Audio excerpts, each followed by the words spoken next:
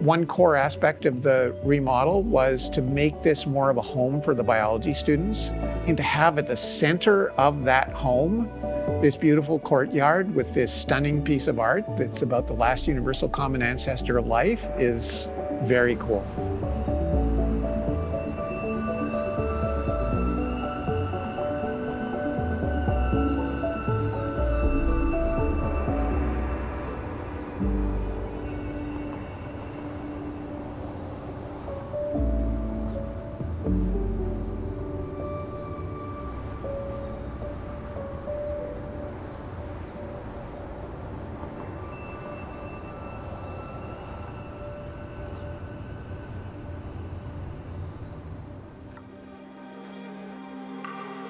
Statistics like 95% of all OSU graduates have been in Cordley Hall for some of their undergraduate work, so it touches a lot of the student population and what we do here. Part of this is core to Oregon State's mission of research and education for the state of Oregon. It was built in the late 50s. One half of the building is older than the second half, and we can even see between the two buildings how they adjusted their construction techniques and probably fire code. We realized that the entire building was at the end of its life and needed to invest more. This building houses two departments, the Botany and Plant Pathology Department and Integrative Biology Department.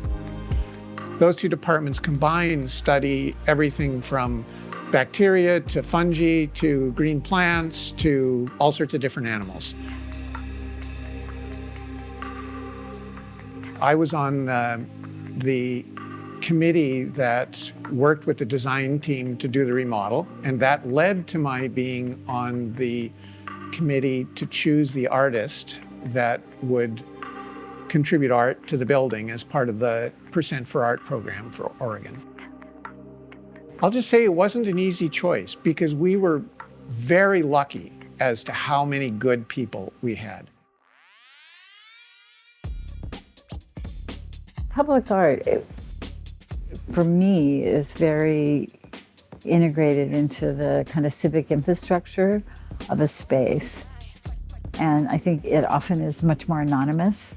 It's something you kind of come across and find. And so the encounter of what you find there, I think different than if you're walking through the threshold of a museum and you know that you're going to look at the art or an exhibit of some sort. It's work that occurs in space that is not set aside space for art. And I think sometimes it generates questions about things that are outside of categories, and I think that's really good for our thinking.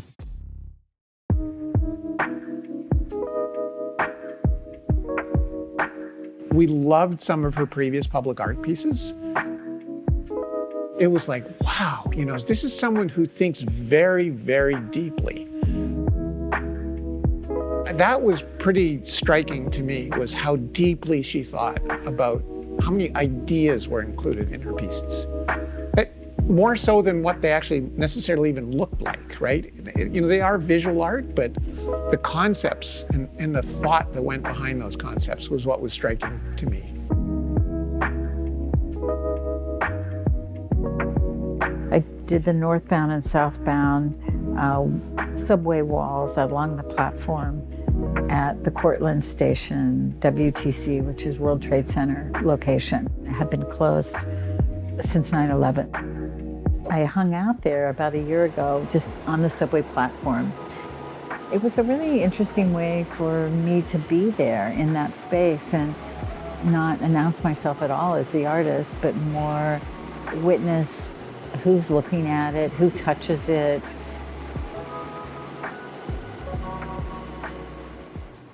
After I spent the afternoon there, it was like, oh, it's alive. Because in some ways, when you make work in public, you're also giving it away. And what you want to do is give it away. What I love about doing this kind of work is that each project takes you into a completely different world. I was invited into this world of integrative biology and botany and plant pathology, and I don't have that background.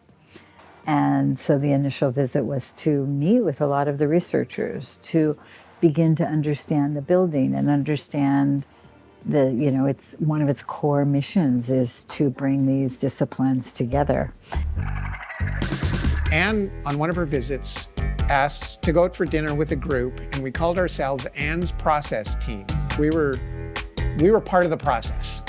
And it was a bunch of biologists. It was people from both departments. And she was just tapping us for ideas, and we were just talking about possibilities.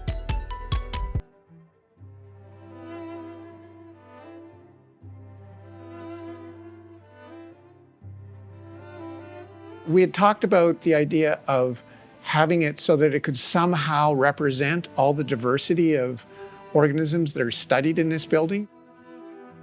That's when the idea of Luca came up, the last universal common ancestor. It was like, well, what is representative? What is an origin? What is core to maybe all organisms?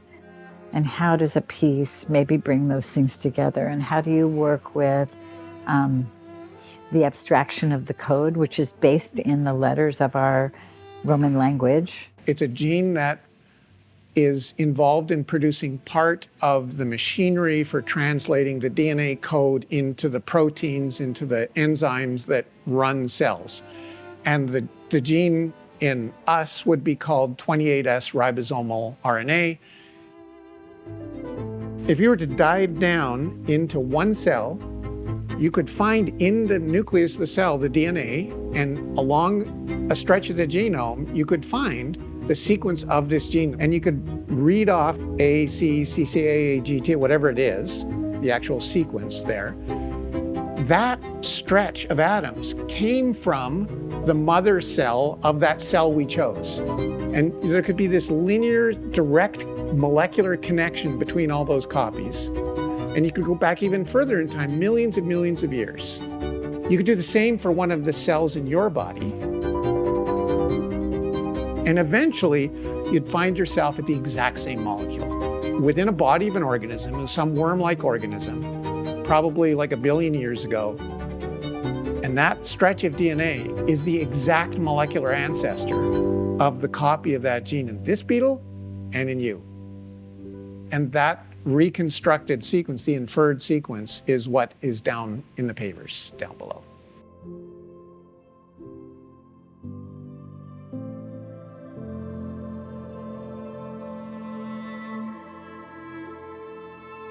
I went down this research road looking at how wet concrete is stamped and how it takes the letter, and learned about that process and talked to all sorts of people. But it would be impossible to do anything on this scale in wet concrete because it sets up so fast. And we kept trying to figure that out. We learned we got the tools for doing the stamping, and we did a bunch of tests. And when I realized it just wasn't going to be possible, I started calling around all these concrete paver companies. And most of them have this wet process. And so the way they cast their pavers wasn't going to work for us putting individual letters on it. I got lucky, and I found this wonderful company, Western Interlock. When I called them and I described what I was wanting to do, the guy on the phone said, "That's an interesting question. Let us get back to you." Anne actually found us in the phone book. I didn't know that people still use the phone book, but she found us in the phone book as she called our sales office. She was looking for somebody that could create a stamped paver because she wanted the look that our human DNA is stamped in us. We didn't know what would happen. We just picked an A and stuck it on a shoe, like just to see what would happen. And then when it ran perfectly right out of the gate with no problems, we were amazed that it actually worked. This project was unique in the fact that each paver was delineated on the plan as to where it would go. And so we needed to make sure that we had exactly the right number of pavers of each of the letters and each of the colors that was used across the whole project.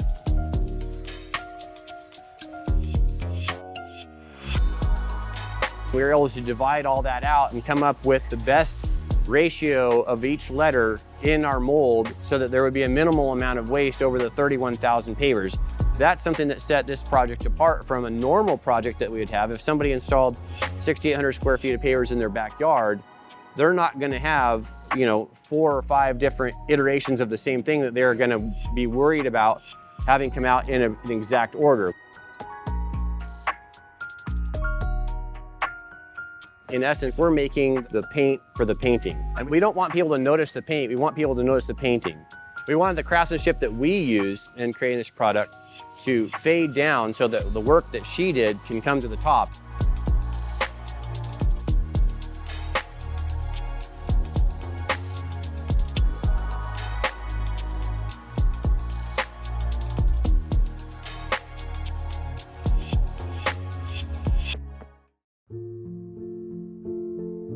We were always going to replace the courtyard, and what would have gone back as concrete flat work, we were able to integrate Anne's artwork, which really now has really a scientific message and intrigue and interest that people can kind of discover for themselves.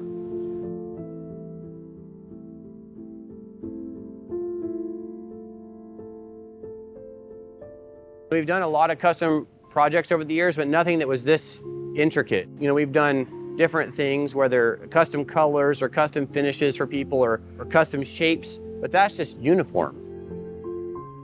One core aspect of the remodel was to make this more of a home for the biology students and to have at the center of that home this beautiful courtyard with this stunning piece of art that's about the last universal common ancestor of life is very cool. This will be my 5th project with an artist, and Anne by far has been the most interesting and the most fun to work with. Not just giving us a piece of art they wanted us to have, but something that she felt like we would love to have. She really got into the building and wanted to understand what the folks that are going to inhabit this building do for a living, what they do as a passion, what we teach in this building, what is researched in the building, down to what lichen and moss are growing in the courtyard we're standing in. I love the fact that it is going to be populated with living things itself, as moss and water bears and nematodes and liverworts start growing in the cracks of the piece. I think it's going to invite people into the courtyard much more so. I just love that. It's interesting that, in some way, when you feel it as you walk across it, that the size of a paver relates to your foot. And so it has 3 different scales in it. So it has the body scale that's immediate at my size. It carries the abstraction of something that's so small. And then because of the letters and the space, it has, kind of the far away and the more abstract in a poetic sense relative to the information of code in a really precise, minuscule sense or micro sense. So if you're standing on the ground, you can see all of the little letters that makes up the whole thing. And then if you stand back, like in any of the upper floors of the building, you can look down and you can read the lines of this poem in almost like pixel art on the surface of this courtyard. It's really rewarding to see how things turned out in the end.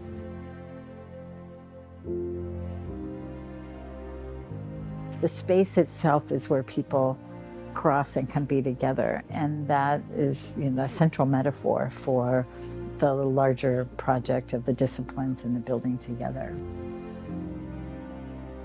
I think it's really important with any public art to realize that there are a whole lot of people who make the conditions for it to happen. So in the one hand, I'm talking about the invitation, hopefully the piece itself makes, but I was also invited in. To me, it's very special, and because it's really made as a consequence of all of these people. It's like we call it the dream committee. When you find those people, You feel like, oh, we're doing the right thing. This is the right project. This is the right form for this place. And that's the kind of weaving that you're always trying to find. It's not just, the idea of it. It's always in the how of it, because that's what actually makes it.